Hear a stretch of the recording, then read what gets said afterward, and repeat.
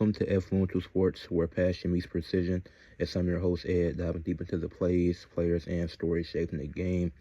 And last night, the Suns won their fourth straight game, improved to 19-13 on the season. Are still seventh in the Western Conference, but they've been one of the best teams in the West during this four-game stretch, this four-game winning streak that they're currently on. And got great production out of everybody last night.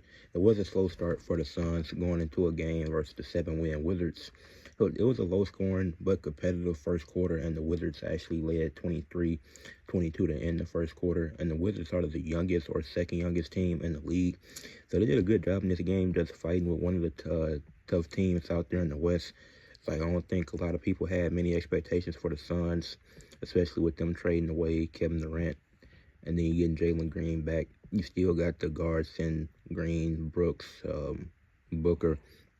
So a lot of people didn't know how it would work out for the Suns, but it's looking good so far, and they're right around there with the Rockets.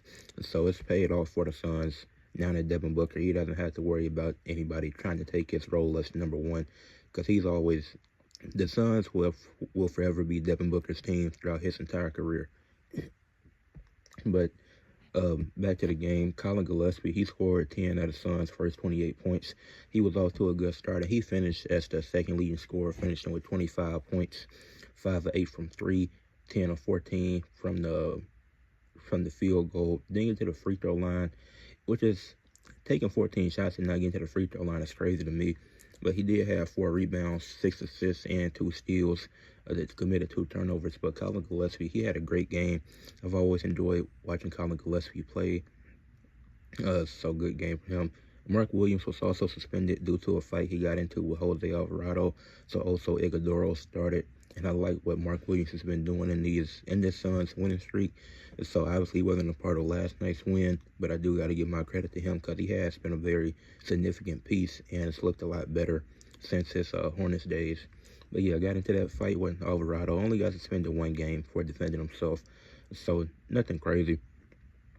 But yeah, Mark Williams, he definitely makes an impact on this team for sure. But back to the Suns. Good production out of everybody. Royce O'Neal, Devin Booker, Dylan Brooks, Jordan Goodwin coming off the bench. And then by halftime, the Suns, they were up 61-54, and Trey Johnson was having a really good game. I got him confused with Trey Jones for a minute, but Trey Johnson for the Wizards, he was having a good game. He finished the game with 24 points, two assists, 1 steal. And the leading assisters was Bob Carrington and C.J. McCollum and Alex Sarr, who all had 4 assists apiece for the Wizards. The Wizards, they fought throughout the game. Like it didn't get like crazy out of hand. Like it was still like maybe they could come back. Even at the end of the third quarter when the Suns led 87-79, it was like the Suns is gonna pull away and still win this game. But the Wizards are showing good fight, being one of the bottom teams in the Eastern Conference. Bottom teams in the league in general, not just the East. But then they went on a stretch for 3 minutes without scoring. The Suns took advantage of that, ended up winning 115-101, and improved on the season to 19-13, winning their 4th straight game. As the Wizards fall to 7-24. Don't know how many games they've lost in a row, but I would imagine they'll put together multiple losing streaks this season. So they letting the young guys develop. There's some bright spots on this team for sure. Alex Sarr did struggle. Excuse me. The coverage of Alex Sarr is very interesting to me because as a second overall pick, having 2 points, going 1 of 5 from the field and 0 of 2 from 3, and just having 2 rebounds as their starting center, that's embarrassing. And I'm not even trying to hate on Alex Sarr, but it just simply hasn't been great. Like when I look at the Wizards' young core, the guys that I see have potential is Bilal Coulibaly. It's Julian Champagnie. Justin Champagnie, because I watched Julian and Justin both of those in college, so I've always been a fan of the Champagnie brothers. Bob Carrington. It's like those 3, like those are the 3 main guys out of the young core. And it's like Alex Sarr was your highest overall pick out of those 3. and he gets no coverage. Like, really nobody in that draft class is getting coverage except for Stephon Castle, because he's clearly been the best in that 2024 draft class. But him going second, like, I know he plays for the Wizards, but this can't go under the radar. Like, you can't have, and Mark Williams didn't play, so there's no excuse for you to have just 2 rebounds, and one of them being an offensive rebound. He was a minus 28, the lowest plus minus on the team. It's like Zachary Ricochet don't get a lot of coverage, even though he hasn't been great. And it's, yeah, like, people don't talk about those top 2 picks in that 2024 draft class. And it's because they're struggling. They don't want to mention that, which I find very interesting. But when Cooper Flagg struggles, that's the first thing you hear about.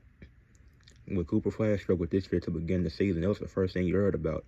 But you don't hear nothing about the Alex Sars or the Zachary Ricochets from last year. But 2 points to 2 turnovers. He did have a steal and 2 blocks. He's a good defender, didn't commit a single foul. But offensively, he only took 5 shots. It's like Oso Ighodaro, he's not some terrible player, I'm not going to say that, but he out-rebounded him heavily. 10 rebounds to your 2. But yeah, for as far as the Wizards go, like I said, Bilal Coulibaly, I like his game. He had 13.7 rebounds, 3 assists. He was doing what he could. McCollum, he only took 13 shots. He went 6 of 13, 0 of 5 from 3. 5 of 6 from the line, but he had 2 steals, 2 blocks, 17 points. The leading scorer was Trey Johnson with 24 points, which I think I pointed out earlier. I think I got sidetracked talking about Alex Sars. Then I'll be forgetting Marvin Bagley still in the league. He had 7.7 rebounds, 2 assists, 3 blocks, and he had a better game than Alex Sars. Like, he was a high draft pick that's getting into that bust territory with how his career is playing out. But if he can keep this up, like, I know it's not like the most impressive stat line, but he's outperforming Alex Sars lately, especially in this game. I haven't watched the Wizards much lately, but in this game specifically, he outperformed them. He played better defense. He was able to get them more efficient baskets, and he was able to get to the free throw line. Justin Champagnie, 11.6 rebounds, 1 steal. Like I said, I've always been a fan of the Champagnie brothers. Above Carrington, he had 10 points, 5 rebounds, 4 assists. I forget what his first name is, but a guy, Bub, being in the league is pretty funny to me. But the Wizards just didn't do anything, didn't do enough late, went on a stretch 3 minutes without scoring, which I've seen longer scoring droughts. So, even though you shouldn't, going 3 minutes without scoring is still crazy. It was like 3.5 minutes. But the Suns, they were just a better team, clearly outperformed them. It's like the Wizards didn't play bad in this game. They shot better from the field, about 5%, shot 2% less from the 3-point line, and they got 3 more free throws. It was just the Suns just pulled away late in that fourth quarter. Jordan Goodwin, 14.7 rebounds, 2 assists, 2 steals coming off the bench. He was their best player off the bench. As Isaiah Livers, he didn't do a lot for them. Fleming didn't do much either. He didn't make a shot. He had 4 rebounds. Nick Richards gave them 9 rebounds and 3 blocks. I like those type of archetype of players like Nick Richards, Mitchell Robinson for the Knicks. Like, they don't got to score. Like, if they going, even though Nick Richards struggled shooting 1 of 8, that's still bad. It's like you don't need him to score to have a positive impact on the game.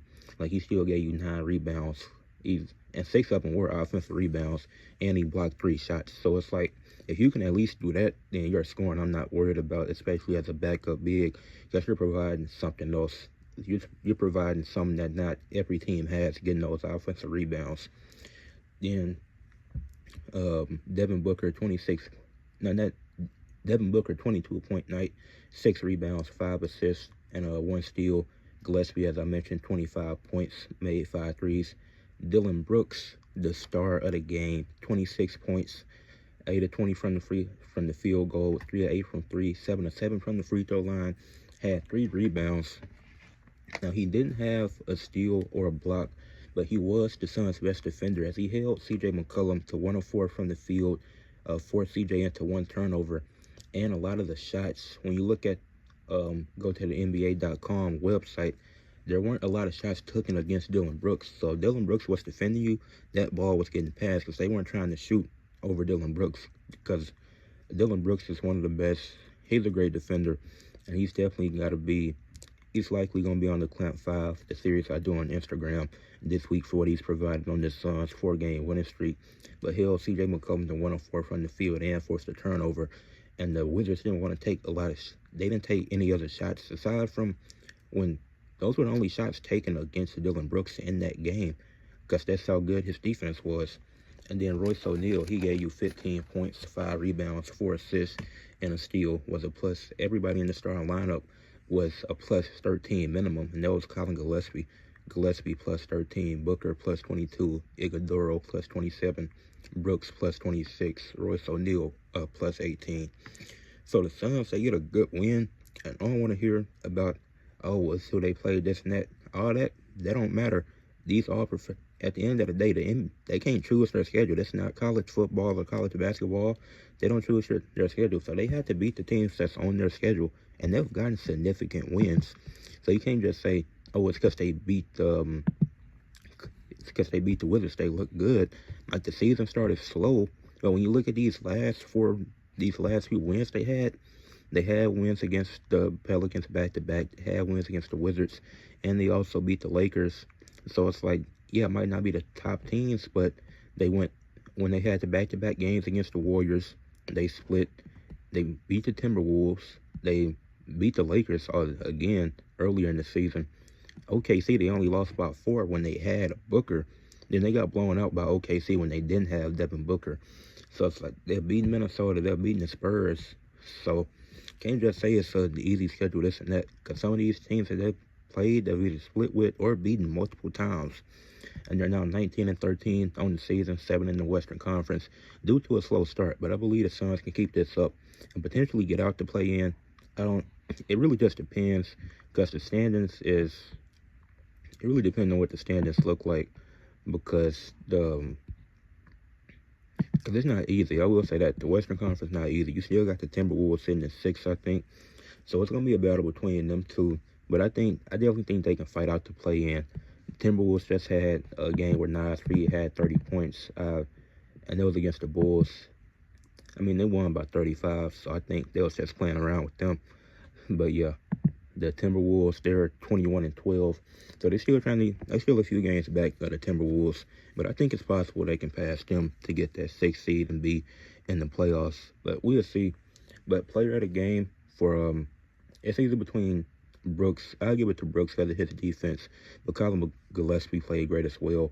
Then Trey Johnson, he was the Wizards' best player. Alex Sarr, I was very disappointed in watching him last night.